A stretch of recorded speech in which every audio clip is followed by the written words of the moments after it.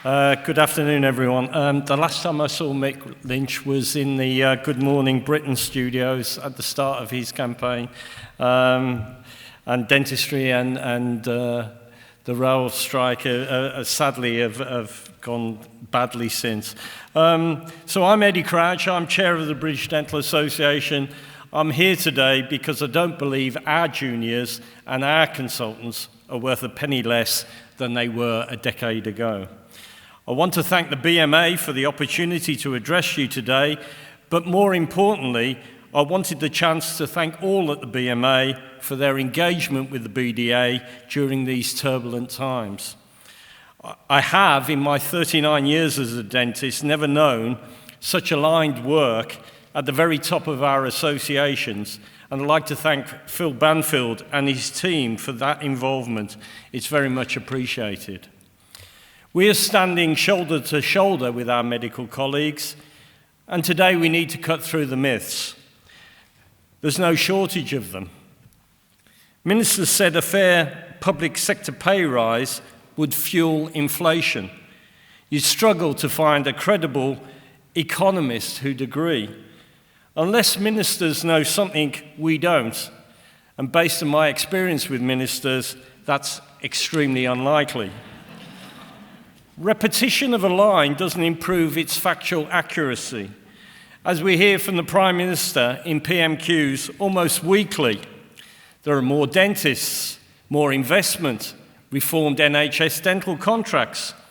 Saying things over and over again doesn't mean that they are correct or doesn't improve their accuracy. What failure here does fuel is an exodus from the NHS. Whether that's to Australia or the private sector, we've already seen it. Ministers say they've already delivered a record-breaking increase last week, that we should thank them for their generosity. Well, we know the pay review bodies aren't exactly independent. They toe the line. Together with the BMA, we have called for them to be reformed and act independently, as they were created supposedly to be. They've recommended real pay cuts to everyone in this room.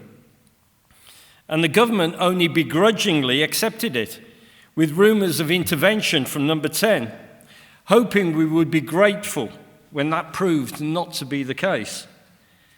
Ministers say they cannot afford pay restoration. It's very clear they cannot afford not to.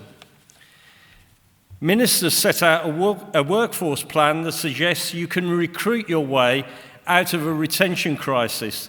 You can't. As a high street NHS dentist, I've got a warning for you about where secondary care could end up. My high street colleagues aren't taking industrial action, but they're voting with their feet. And hand on heart, I cannot tell you whether that service will survive. The workforce plan for dentistry includes tying young graduates to a failing, underfunded service, handcuffing young dentists to a ship that's sinking. Underfunded, overstretched, it's the same toxic mix facing colleagues here today. Ministers are taking our hospitals down the same road. Don't let them. Unfit for the 21st century. That was the conclusion of a report from MPs and the Health Select Committee last Friday on the state of NHS dentistry. I saw one tweet that stuck with me. It read, "This is a classic case of a policy area where believing people earlier would have made a huge difference. Don't let the same judgments be made of our hospitals. We've had myths from ministers. What colleagues are offering today are plain facts." Thank you very much.